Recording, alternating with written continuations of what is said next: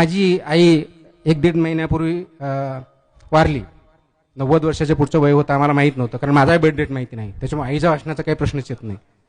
कारण आमचा बर्थडे ज्या दिवशी शाळेत गेलो त्या दिवशीची डेट आहे आमची लागलेली आहे. आणि आई सांगायची माझा जन्म हा दसरा आणि दिवाळीच्या मध्ये झालेला आहे.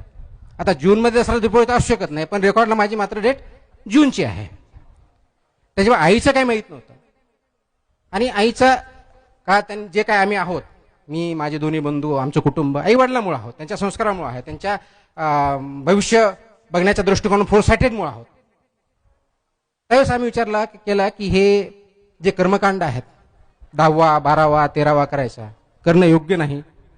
हे आम्ही मानलं, आम्ही ते केलं नाही. आम्ही सांगितलं की आम्ही ते करणार नाही.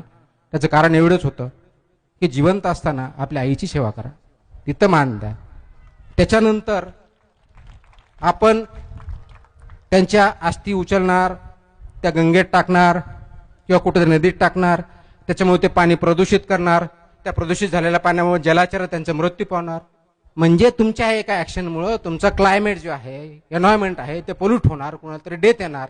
हे योग्य मग आम्ही केलं की त्या अस्थी आहेत, आम्ही तिथे एक वडाचं झाड लावलं, त्या वडाच्या झाडामध्ये अस्थी टाकल्या आणि ते वडाचं झाड वाढत राहील, आम्हाला आठवण येत राहील, सावली पण देईल.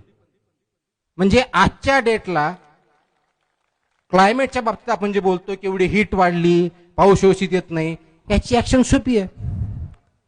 प्रत्येकाने एका माणसाच्या पाठीमागे एक झाड जर मोठं लावलं तर एका वर्षात 150 कोटी झाडं होतील आपले.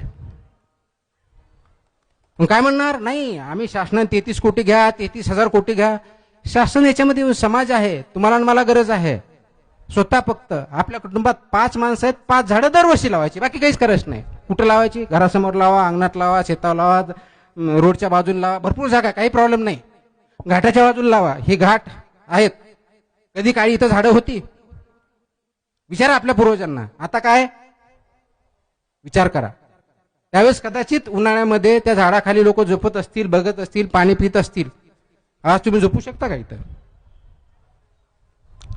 विकास म्हणजे फक्त रोड्स नव्हे, विकास म्हणजे फक्त बिल्डिंग नव्हे, विकास म्हणजे फक्त जीडीपी नव्हे, पैसा नव्हे. विकास म्हणजे नैतिक विकास. तुमचा माणूस म्हणून तुमची उंची किती, विचारसरणी किती, त्या लेवलला त्यांची बौद्धिक क्षमता, ज्या प्रथा चालू आहे त्याला क्वेश्चन करण्याची ताकद असणं म्हणजे बौद्धिक नैतिकता, ती आपल्यामध्ये असली पाहिजे.